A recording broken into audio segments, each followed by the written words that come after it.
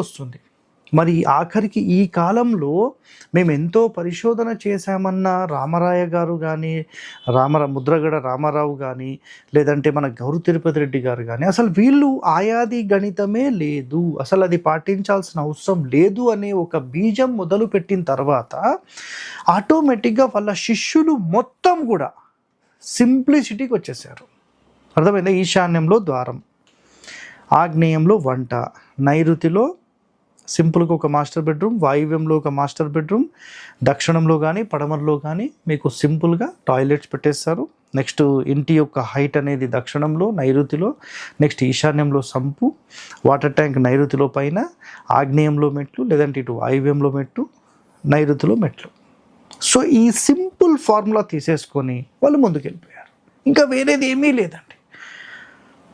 Harivastu channel మొదలైన తర్వాత మీరు అబ్జర్వ్ చేయండి, కొన్ని